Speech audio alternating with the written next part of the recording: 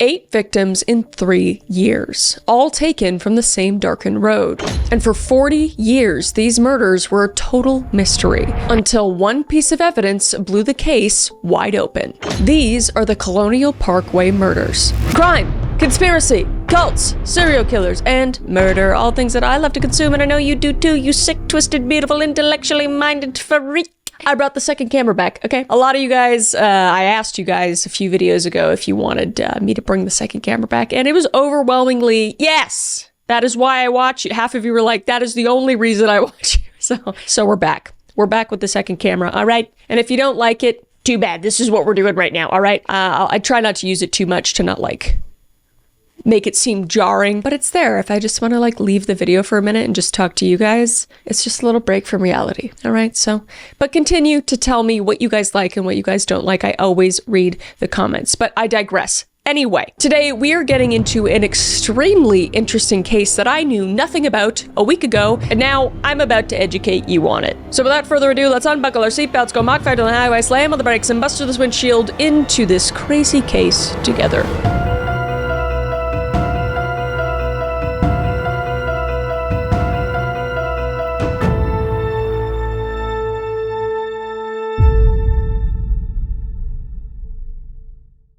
Let's take a moment to talk about something that's very uncomfortable, and that's scam calls. Have you ever gotten a scam call where they said your name, knew your city, maybe even mentioned a family member? That's not a coincidence, and that's really freaky. But there are hundreds of data broker companies quietly buying and selling your personal information right now. Your home address, your phone number, your relatives' names, and you never agreed to any of it. But Incogni fixes that because they contact data brokers on your behalf, request your removal, and handle all the pushback for you. And with their new custom removals feature on the unlimited plan, you can literally point to any website where your personal info is visible, a people search site, anywhere, and their privacy agents take it down for you. It's a serious extra layer of protection. So go to incogni.com/callmechris and use code callmechris for 60% off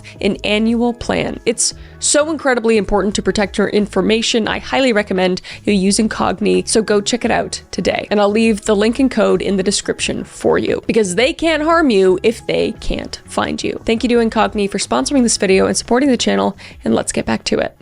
The Colonial Parkway is a 23-mile stretch through the heart of Virginia's historic triangle, and it connects Jamestown, Williamsburg, and Yorktown all along a winding road between the York River and the James River.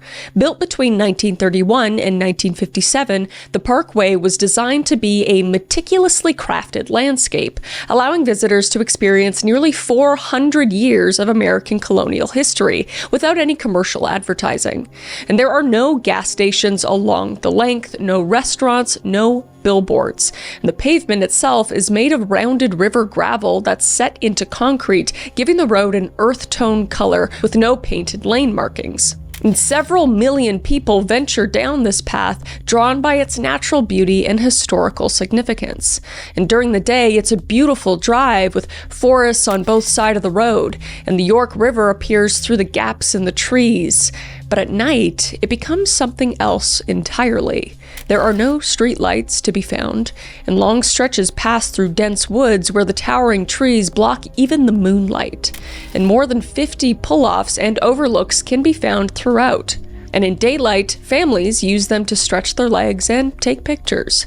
But after dark, these same spots become completely isolated, invisible from the main road. And National Park Service rangers are responsible for patrolling that route, but jurisdiction is complicated. And rangers handle traffic violations and have sole authority over certain sections. In James City, Williamsburg, and York County Police have jurisdiction within their respective limits, except in areas belonging to the Park Service. So state police can patrol most of the parkway, again, except for where the rangers have exclusive authority, and this is important. So put it all together and you're left with a bunch of overlapping responsibilities that leave potential gaps in coverage. And a local to the area, Bill Thomas, described the situation bluntly.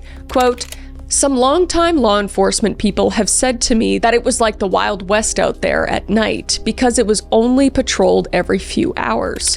So people knew you could go there and basically be left alone, especially at night, unquote. And nearby young couples figured this out quickly.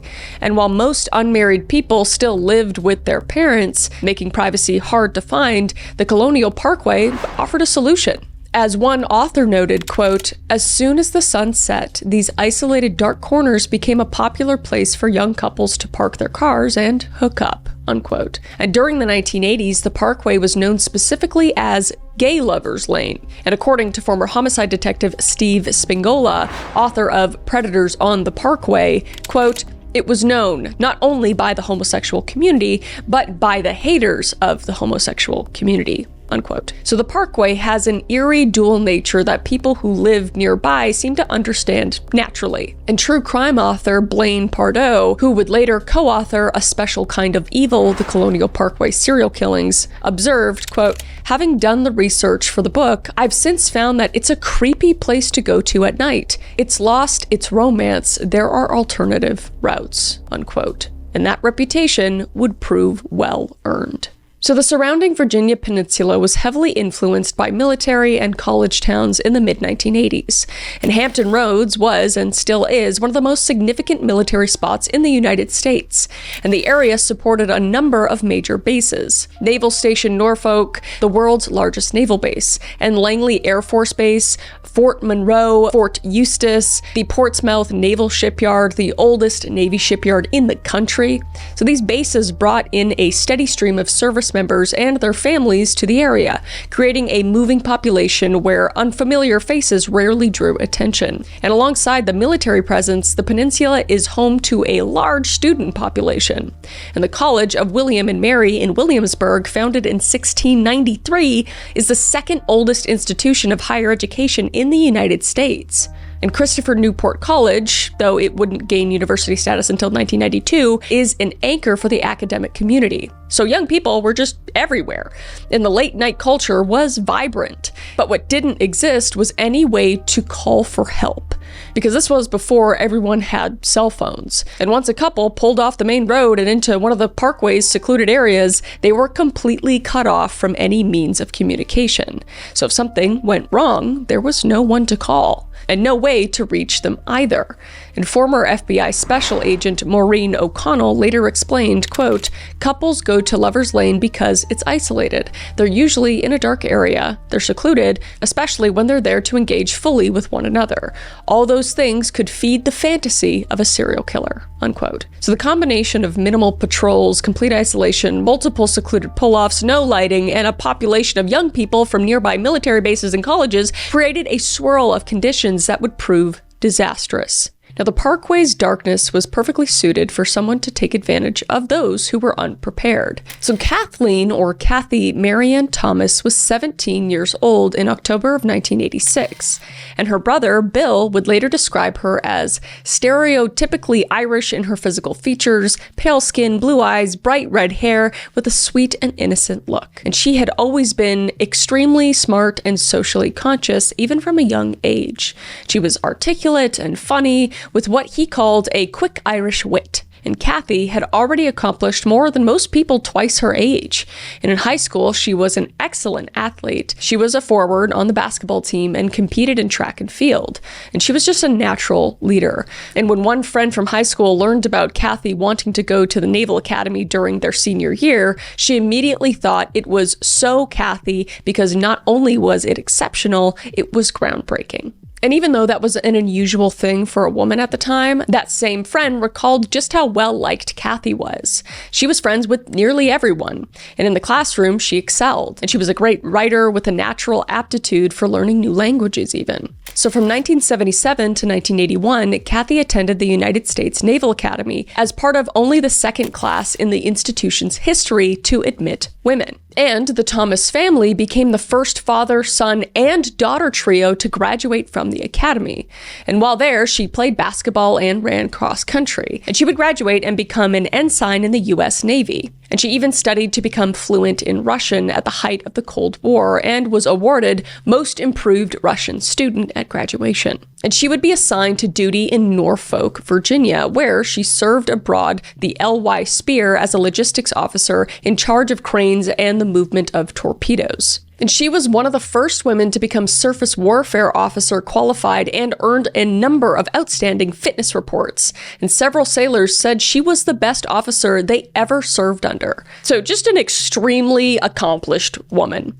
But Kathy eventually would leave the Navy due to their general hostility towards homosexuals. As her brother would later describe, quote, "She had been very sorry to leave the Navy after 5 years, but she didn't feel that it was welcoming for her as a gay woman," unquote. So she would jump into a new career as a stockbroker. And it would be around this time that she would meet Rebecca, or Becky, Ann Dowski. Now, Becky Dowski was 21 years old, originally from Poughkeepsie, New York. And she majored in business management at the College of William and Mary, where she was in her senior year. Now, Becky held 2 jobs while pursuing her studies, and one at a daycare center looking after young children, and another as a clerk in the college's English department. And she would be described as a very talented musician and college student with a very promising future.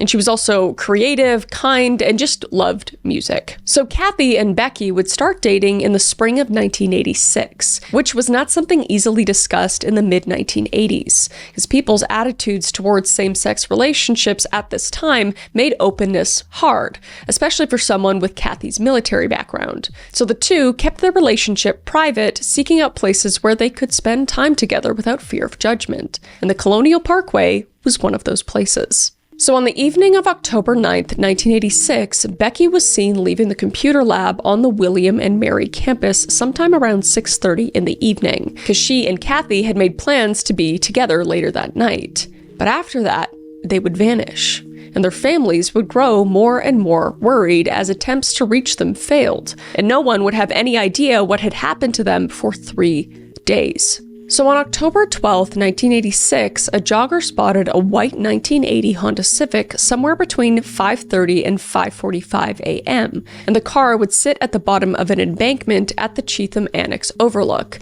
and the location was about 7 miles east of Williamsburg. The vehicle had gone off the road into thick brush, and it came to rest just a few feet from the 15-foot drop into the York River.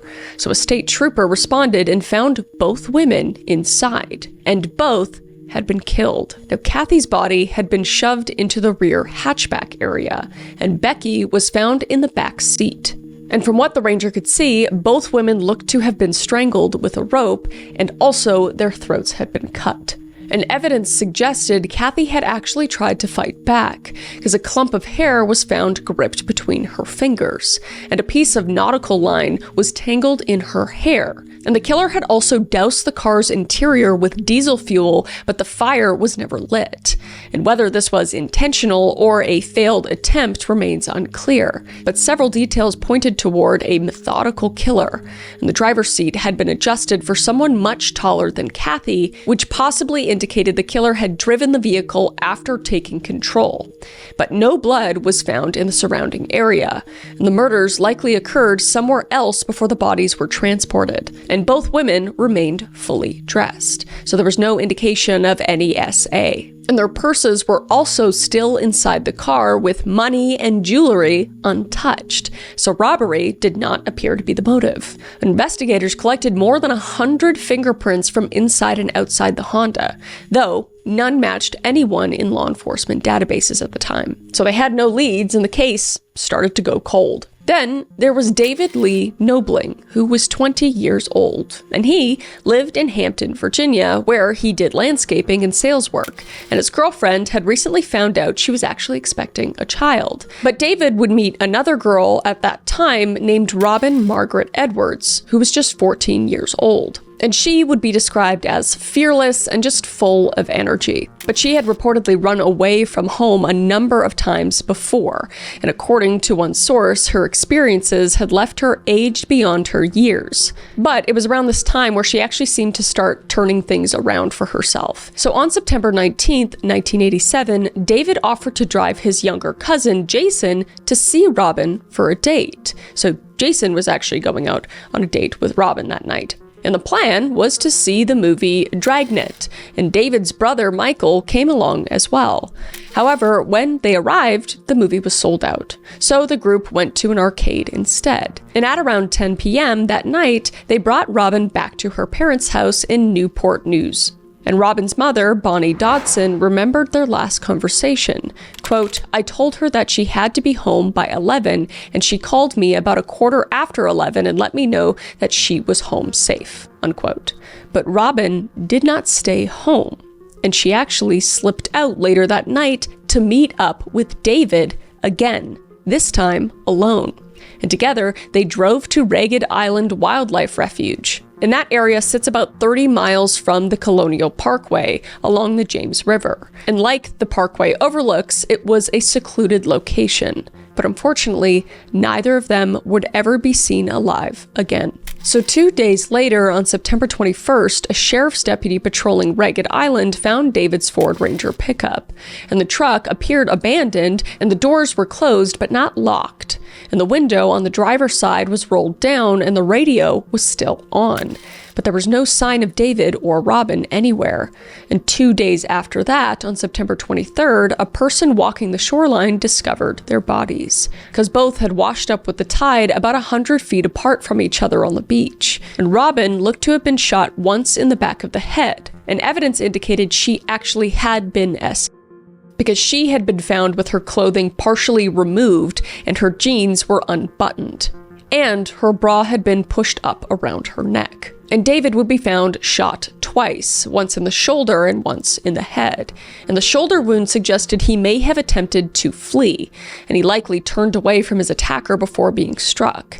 And in a stroke of unfortunate timing, a heavy rainstorm had passed through the area on the night they died. So investigators found that most of the evidence found at the scene had already been washed away. So again, any tangible evidence at this time was lacking, and there were no suspects. So Richard Keith Call was 20 years old and studying computer science at Christopher Newport College. And his sister Joyce would describe him as someone who really enjoyed life a lot and was just fun to be around. He was passionate about computers, and he even had a Commodore 64 set up in his bedroom. And at this time, Keith was on a temporary break from his girlfriend, and they had been together for close to 4 years, but he had just asked for a couple of weeks apart to sort through his feelings. And it would be during this break that he would meet Cassandra Lee Haley. Now, Cassandra was 18 years old and had just begun her freshman year at Christopher Newport College. And she stood about 5'7" with an athletic build. And she had competed as a gymnast in high school and taught gymnastics to younger students.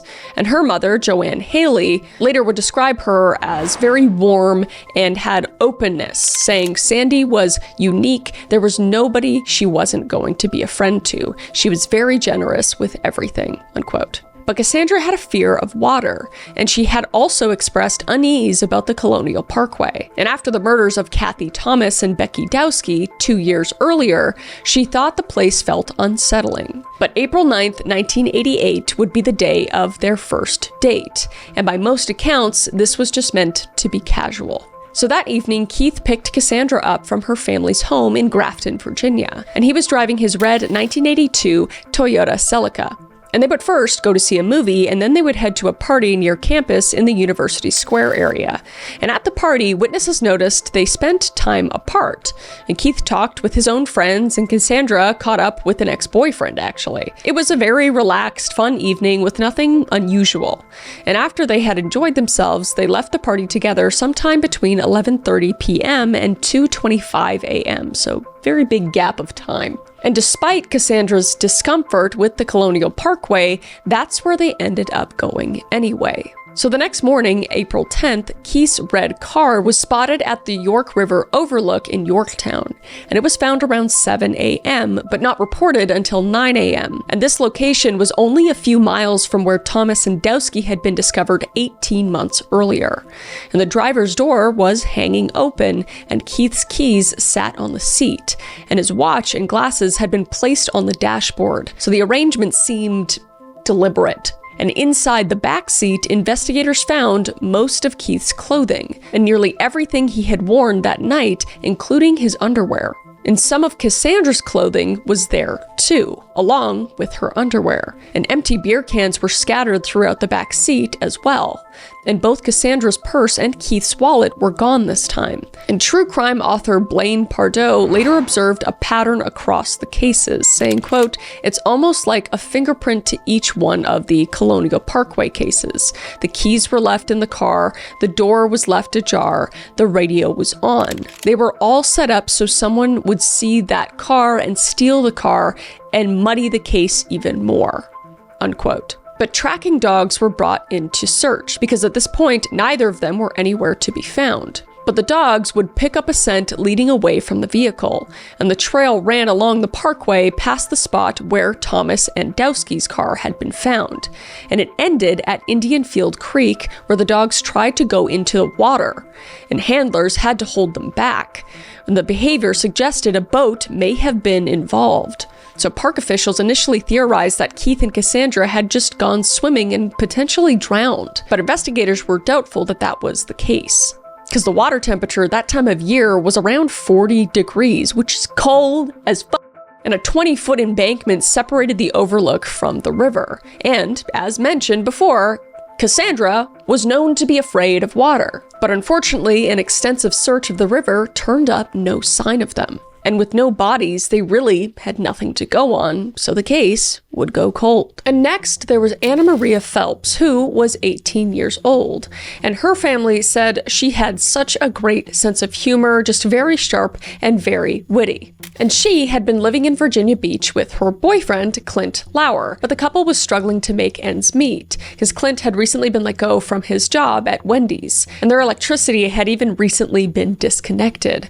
But Daniel Lauer, who was 21 years old and Clint's brother, and from Amelia County, Virginia, said that he would move in with them to help with payments. And those who knew Daniel described him as being exceptionally generous, saying he was, quote, "the kind of guy who refused paychecks from his father's painting business," unquote. So Daniel had agreed to move in with Clint and Anna Maria to help cover their expenses, and he also wanted to spend Labor Day weekend with them in Virginia Beach, but he needed to return back to his parents' home in Amelia County to gather his belongings and officially move in. And Anna Maria decided to go with her boyfriend's brother, Daniel, so she could visit her own family back in Amelia County. So by all accounts, it should have been an uneventful trip, but it wasn't. So on the evening of September 4th, 1989, Daniel and Anna Maria left her parents' house heading east on Interstate 64 toward Virginia Beach. And Daniel drove his gold 1972 Chevrolet Nova, and he had cash on him from recent work he had done for his father's painting company. And the trip should have taken about an hour, but they would never arrive. And witnesses later reported seeing them at a rest area at the eastbound side of I-64 in New Kent County. But what happened after remains unclear. So the next day, Daniel's Nova was found abandoned at the rest stop on I-64 in New Kent County. But something was wrong. The car was on the westbound side of the highway, which was odd because they had been traveling east toward Virginia Beach. So someone had turned them around, and the car sat at an odd angle on the merge ramp, and the driver's window was halfway down with both doors unlocked, and the keys remained in the ignition.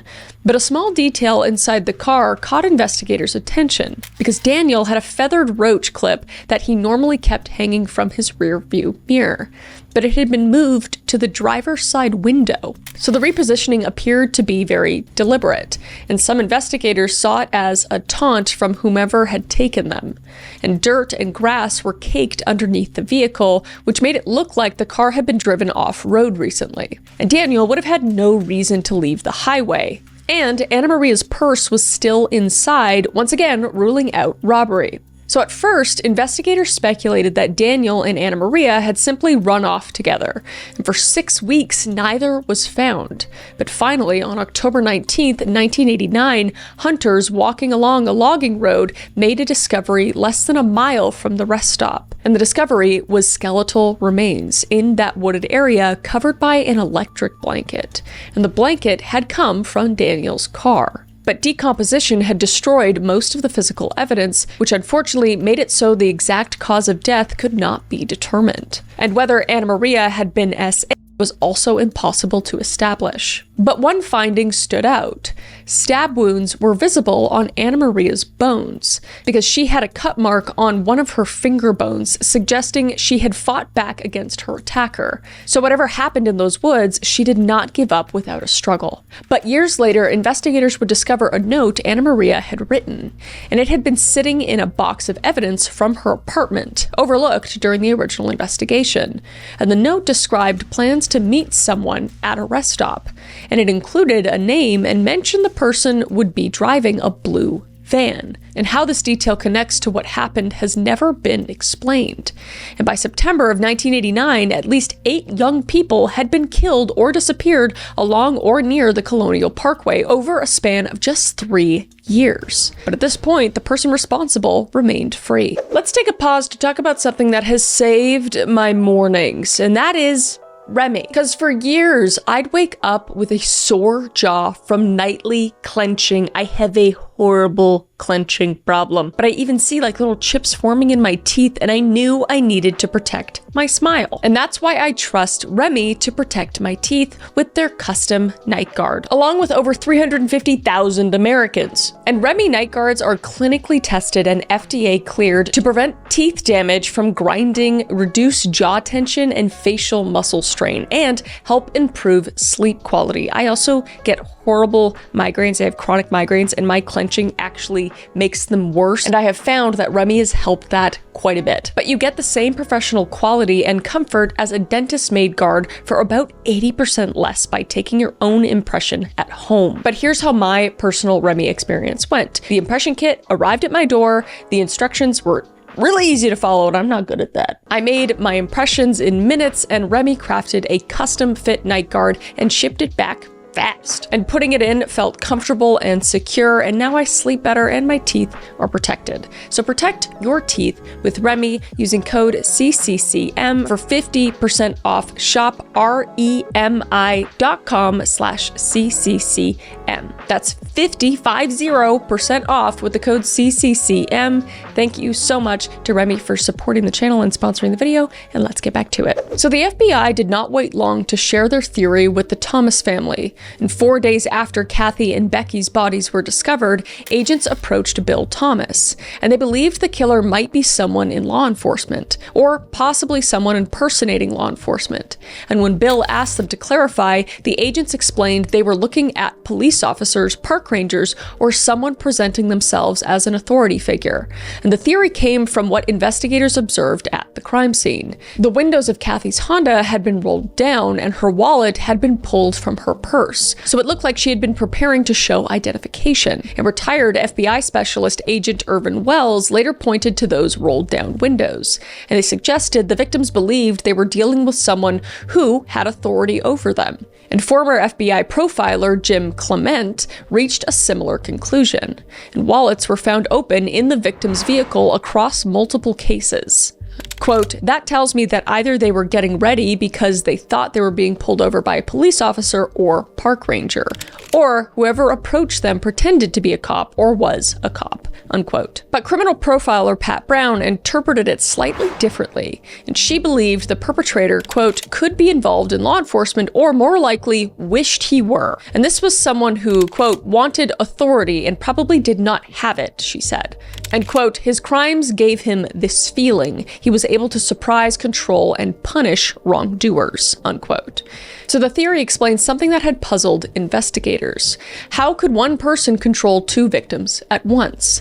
And why was there no evidence of a struggle in most cases? And why, other than David, did nobody try to flee Because if the victims thought they were dealing with a cop, then compliance made sense, and they would stay calm and just follow instructions, and they would have no reason to suspect danger until it was already too late. But a theory is, of course, not a suspect. And for nearly 2 years, the FBI had a profile but no one to attach it to. But that changed in the spring of 1988. So shortly after Keith Call and Cassandra Haley vanished on April 10th, a suspect surfaced, and he was a waterman, and he made his living harvesting oysters and clams from the rivers and creeks of the Virginia Tidewater, because he knew those waterways intimately, and he had built his own boat, and he also drove a truck that people remembered, and it was a blue 1966 Dodge pickup truck with oversized tires, with a rifle rack in the rear window. And the vanity plates read E.M. Raw, short for Eat 'em Raw, which I know he does oysters, but I don't like that at all. And witnesses had come forward with stories about this man, because he wasn't content to watch from a distance. He had been approaching couples parked in the pull-offs along the parkway, and he walked up to the vehicles and he knocked on the windows and he made contact. And people who encountered him described him as bolder than the typical peeping Tom. In fact, one incident in particular stood out, and a couple was parked in their car when someone knocked on the glass, and the man outside peered in and asked, quote unquote, "Are you girls having fun?" Oh God, creepy. And when he realized one of them was actually a young man with long hair, he backed off and left. And FBI profilers had been building a picture of the killer based on events from the crime scenes. The piece of nautical rope that was found in Kathy Thomas's hair, the killer had used diesel fuel in an attempt to burn the evidence, and diesel was far more common in boats than in cars, and the knife wounds on the victims suggested someone comfortable with a blade, perhaps someone who processed fish and shellfish for a living. And tracking dogs had followed victims' scents to the water's edge in multiple cases. So the FBI started watching their fisherman suspect almost immediately, and what they saw was concerning, because he was repainting the bed of his pickup truck, vacuuming the interior carefully. So to the agents watching it, it looked like someone eliminating traces of what his vehicle might have been used for. So investigators would obviously be worried evidence was disappearing, so they would move quickly to obtain a search warrant, and they executed it at the trailer where the man lived. And inside, they found items that fit their developing profile: handcuffs, a gun, and coronado. An FBI agent, Joe Wolfinger, later described the search, saying, quote, "They got everything. We got his vacuum cleaner, and they did a search of his truck, and they found a gun, handcuffs, and I can't remember what else," unquote. But nothing directly tied him to Keith and Cassandra. No blood, no belongings, nothing that placed him at the scene of their disappearance. But then the suspect said something, because under questioning, he admitted he had been parked at a pull-off near the Colonial Parkway around the time the couple went missing.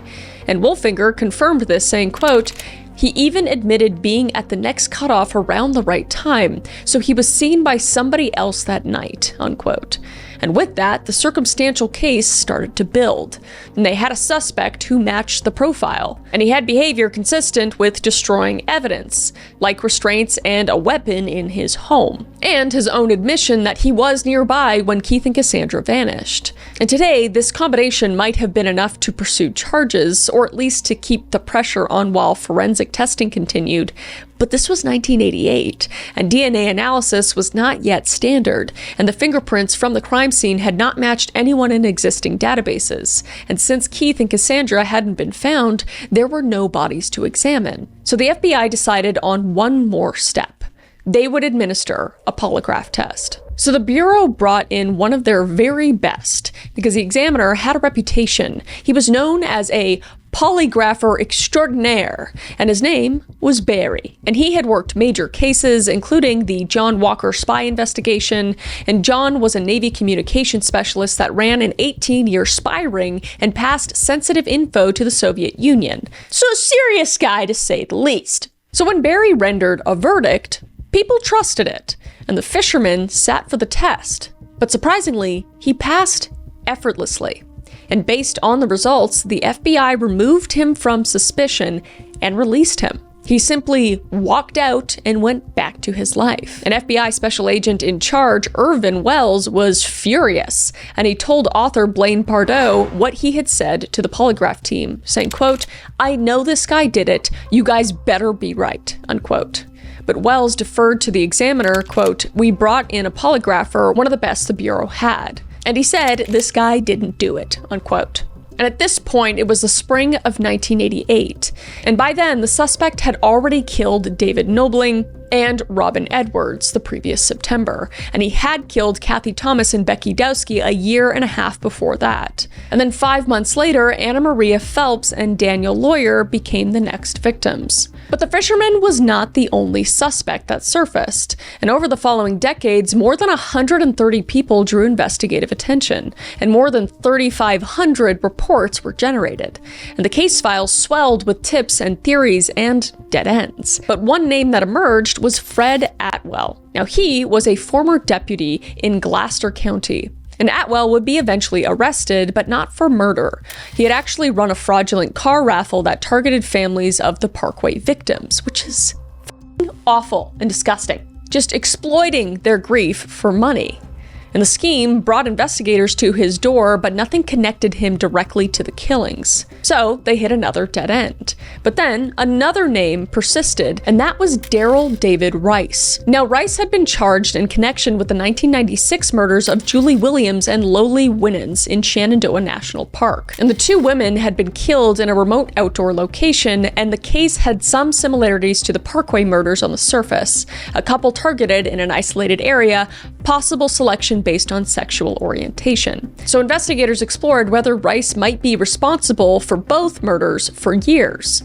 And finally, in 2024, DNA testing would eliminate him. And the actual killer in the Shenandoah case was identified as Walter Leo Jackson. Now, Jackson had no known connection to the Colonial Parkway, and Rice was tragically hit by a car while riding his bike and died just 15 days after being exonerated. So despite every other lead, the investigation kept circling back to the waterman with the blue truck. But officially, as we know, he had been cleared, so they were back at a dead end. So the Colonial Parkway investigation had faced a number of problems from the start.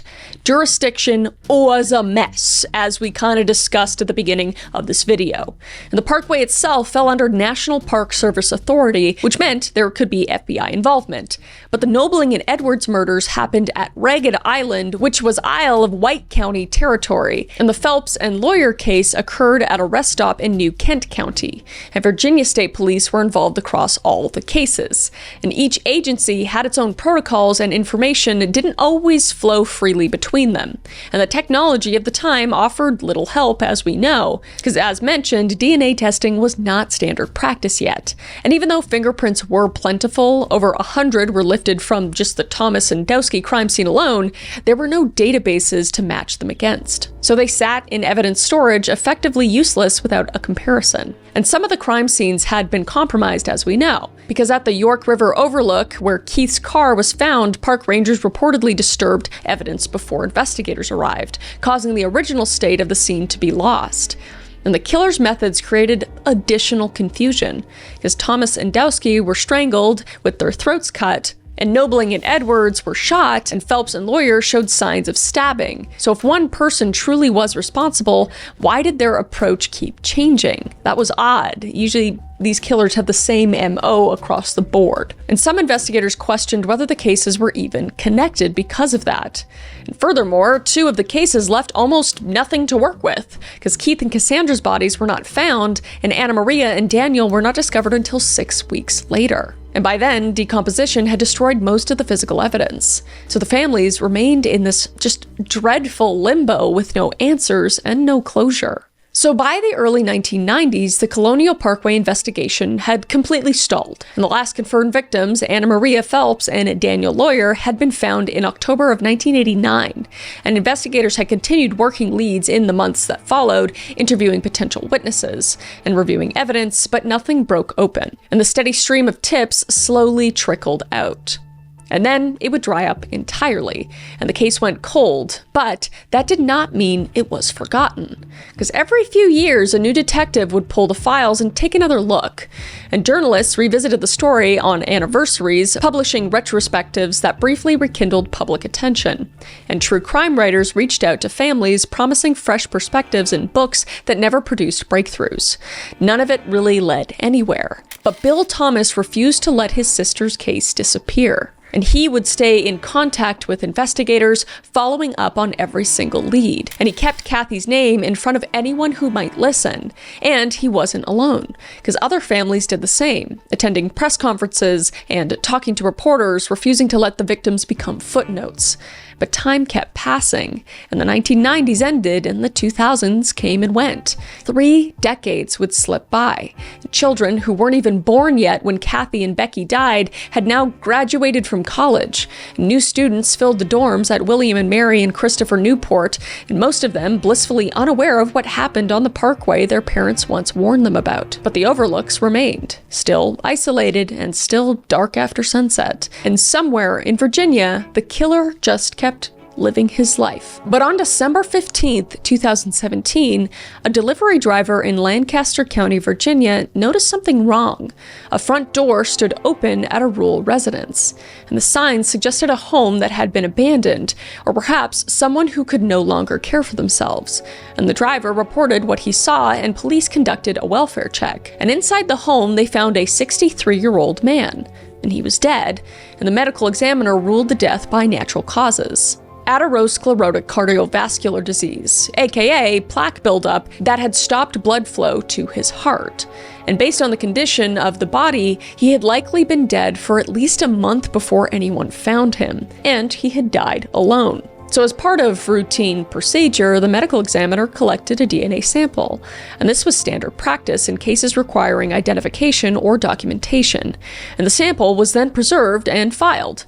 But no one had any idea of its significance at the time, because the man had no felony convictions, and his DNA had never been entered into any law enforcement databases. But he had been investigated 3 decades earlier when FBI surveilled, searched, questioned, and polygraphed him. But he had never been arrested or charged or required to provide a sample. So this routine collection at his death would eventually become the most important piece of evidence in a case that had gone unsolved for more than 30 years. But that realization was years away yet. So in December 2017, he was simply another body discovered during a welfare check, a brief report, a standard autopsy, nothing more. And the families of the Colonial Parkway victims didn't know the man investigators had long suspected was now dead. And they also didn't know he had walked out of the FBI interview room in 1988 and lived freely for nearly 3 decades.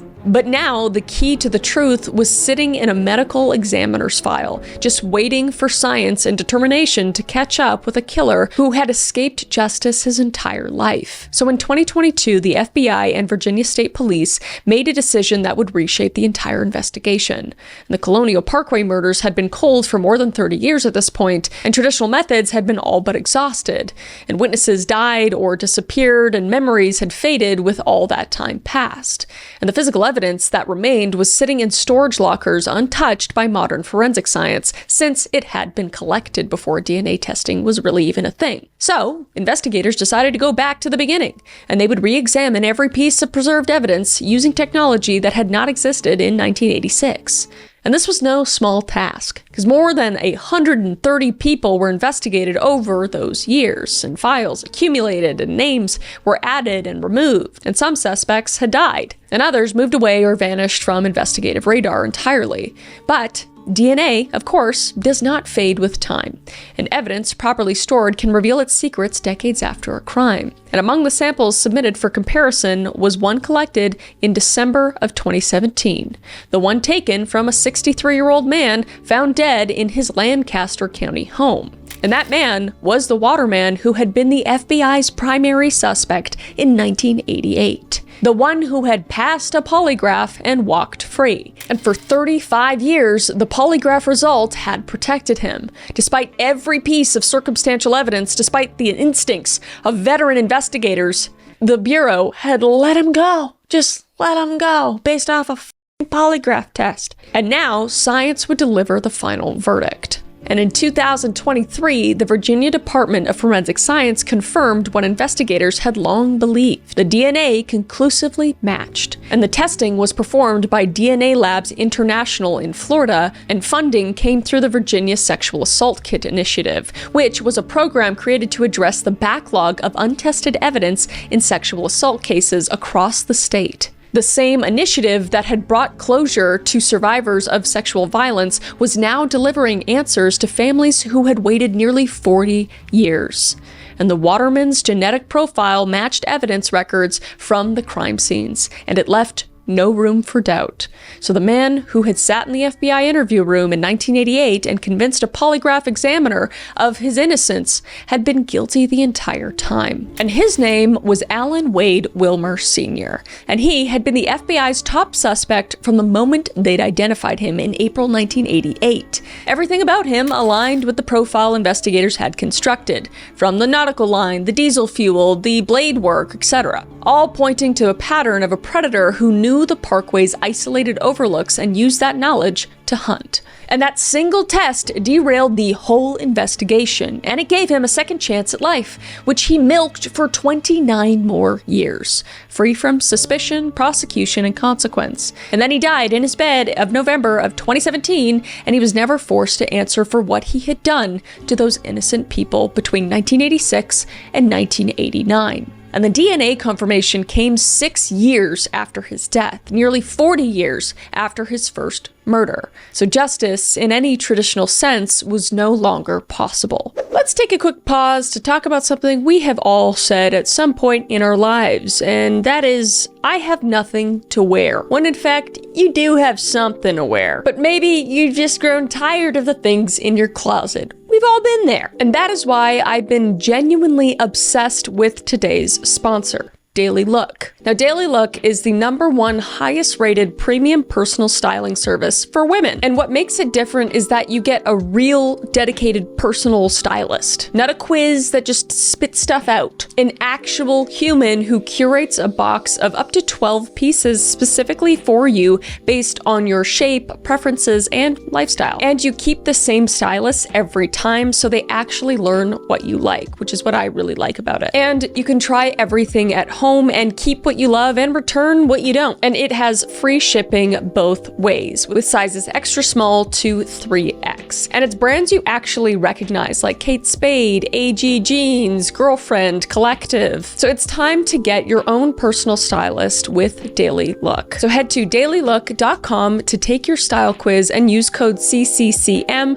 for 50% off your first order. Once again, that's dailylook.com for 50% off, and make sure you use promo code CCCM so they know I sent you. I've had so much fun using Daily Look, and I know you will too. Thank you so much to Daily Look for sponsoring the video and supporting the channel, and let's get back to it. But the confirmation of Wilmer's identity came in stages as investigators methodically linked his DNA to one crime scene after another. And in January of 2024, the FBI announced that Wilmer had been connected to the murders of David Knobling and Robin Edwards, the 20-year-old landscaper and the 14-year-old found on the shores of Ragged Island in September of 1987. Yet the same announcement revealed something unexpected. Wilmer had also been linked to Teresa Lynn Howell, a victim who had never been associated with the Colonial Parkway investigation. Now, Howell died in July 1989, 2 months before Anna Maria Phelps and Daniel Lawyer vanished.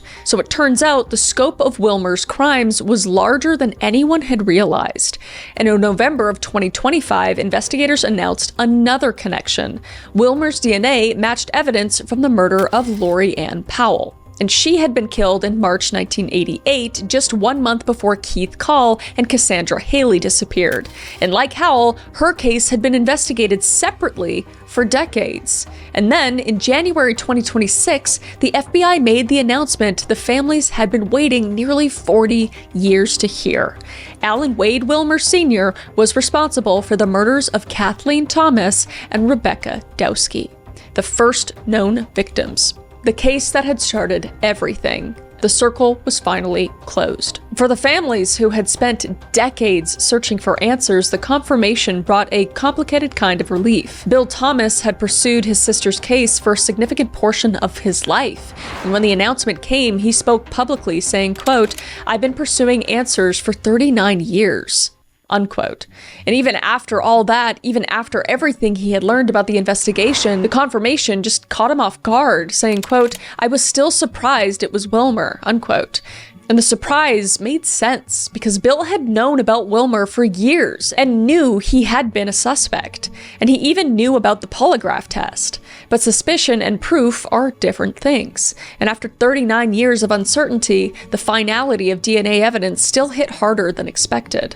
And the families of David Knobling and Robin Edwards expressed relief at finally having answers, saying, quote, "Now we have a sense of relief and justice," unquote. But the word justice carried a bitter undertone because Wilmer was dead, which meant that no courtroom would ever hold him accountable. But knowing who had taken their loved ones provided something that had seemed impossible for so long. And Wilmer's own family released a statement saying, quote, "The Wilmer family continues to be deeply impacted by the revelations of Alan W. Wilmer Sr.'s previous crimes. Learning that another crime has been connected to him is devastating," unquote. And the statement just acknowledged the horror of what their relative had done and recognized the suffering of the victims' families. It just captured the impossible position a killer's family occupies, connected by blood to someone whose actions they could have never predicted or prevented. But as of January 2026, DNA evidence has definitively linked Alan Wade Wilmer Sr. to 6 victims. Kathleen Thomas and Rebecca Dowski were the first to pass. They were killed in October 1986, and David Knobling and Robin Edwards were killed in September of 1987, and their case was the first officially connected to Wilmer when DNA results were announced in January 2024. And the investigation also tied Wilmer to the 2 victims who had never been part of the original Colonial Parkway case, Lori Ann Powell, who was killed in March 1988, and Teresa Lynn Howell, who was killed in July 1989. So 6 people. 6 lives ended by the same man, and potentially more. But a pattern of violence that stretched across nearly 3 years and stayed hidden for nearly 40. But the DNA evidence is conclusive, but sadly, not every case has been resolved. Keith Call and Cassandra Haley remained classified as endangered missing persons. Their disappearance in April of 1988 fits the pattern of Wilmer's other crimes, because they vanished from a Colonial Parkway overlook only a few miles from where Kathy Thomas and Becky Dowski had been found. And investigators have told the Call and Haley families that Wilmer is believed responsible. And the circumstantial evidence is just overwhelming and points in his direction. And he was the FBI's primary suspect at the time. And agents spotted him near the Parkway days after Keith and Cassandra had vanished. And his knowledge of the waterways explained how he could have moved victims without leaving any trace. But without bodies, there was no DNA test. And Keith and Cassandra have been missing for 37 years. And without physical evidence, investigators cannot make the same definitive determination they have made in the other cases. But the families know what happened, and investigators know what happened. But officially, the case remains open. And Anna Marie Phelps and Daniel Lawyer have also not been forensically connected to Wilmer. And their disappearance in September 1989 was the last in the series attributed to the Colonial Parkway killer. And their bodies were found 6 weeks later, covered by that blanket from Daniel's car. But unfortunately, the decomposition of the bodies had advanced too far to determine the cause of death with certainty. But testing still continues, but no official announcement has linked Wilmer to their murders. And even in death, Alan Wade Wilmer Sr. exists in a kind of legal limbo, because under current law, his DNA cannot be uploaded to CODIS. And CODIS, for anyone unaware, is the Combined DNA Index System, or the national database that allows law enforcement agencies to compare genetic profiles from crime scene to known offenders. An entry into the system requires a criminal conviction, which is crazy to think about. I mean, he's killed people. He died, but put him into the system. That makes no sense. But since Wilmer was never convicted of anything, he was never charged of anything, and he died before the DNA match was made. And because he has no felony record, his profile cannot be entered into the system that might connect him to unsolved crimes in other jurisdictions. And CBS 6 legal analyst Todd Stone explained the limitation, quote, "The only way to address something like that really is through General Assembly. They'd have to change the law," unquote. Then change the law! What the f***? That makes no sense. Like, you could give closure to God knows how many families, but, we gotta change the law. What are we even talking about? It makes no sense to me. And the Virginia Attorney General's office has confirmed it cannot intervene, saying, quote, "The Attorney General's office doesn't have jurisdiction to intervene in an ongoing investigation," unquote, a spokesperson said.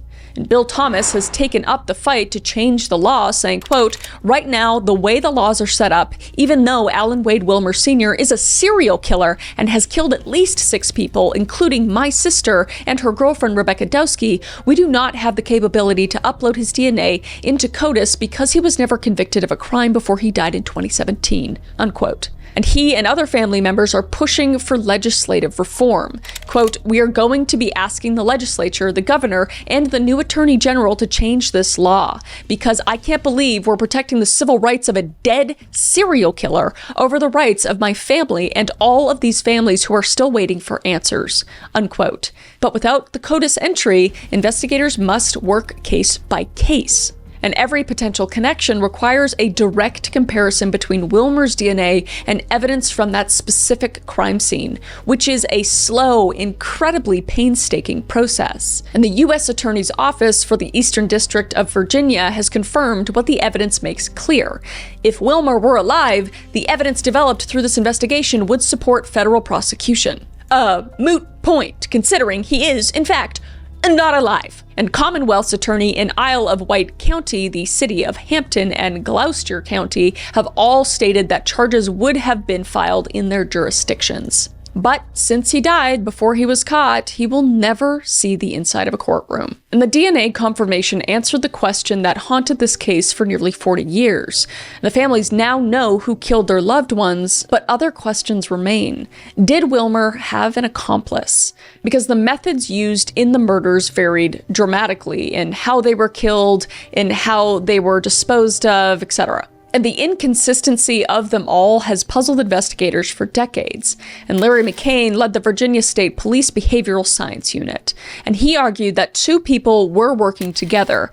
The level of control demonstrated over the victims, with multiple people subdued at once, no evidence of escape attempts, suggests more than one perpetrator. And Irvin Wells at the FBI shared similar suspicions. And Bill Thomas also supports this idea, saying, quote, "I'm fairly certain that he did not act alone," unquote. And author Blaine Pardoe raised a question investigators have not publicly answered. Quote, "So when they were in this DNA testing, did they come across anyone else's DNA profile on the victims that could be a potential accomplice with Wilmer? We just don't know that at this point," unquote. And the other question is, are there more victims? And the FBI has been direct about this, saying, "We are not finished. We are actively investigating other cases linked to the Colonial Parkway murders and remain committed to pursuing every lead for the families who are still waiting for answers," unquote. And Virginia State Police Captain Timothy Rabel confirmed the investigation's scope, saying, quote, "We are not ruling anything out when we examine other cases. Today's announcement also does not conclude our agency's investigative efforts to determine if Alan Wilmer Sr. was responsible for additional crimes," unquote. And investigators have urged anyone who knew Wilmer to come forward,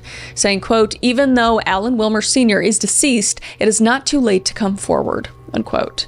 So the full extent of what Alan Wade Wilmer Sr. did during his years on the Virginia waterways may never be known. But hopefully we can get more answers in the near future. But that is it on the Colonial Parkway murders. It's a absolutely wild case. So many failures in this case. It's so sad to hear that he just got to live his life as a free man and then just die in the comfort of his own home. But hopefully he is burning somewhere out there in the ether of hell or whatever's going on, and hopefully hopefully the families of victims, not even in this whole particular story, hopefully they can find closure and investigators can work towards giving them that closure. But if you know anything, if you've heard this name or know anything about anything, make sure to contact Virginia State Police.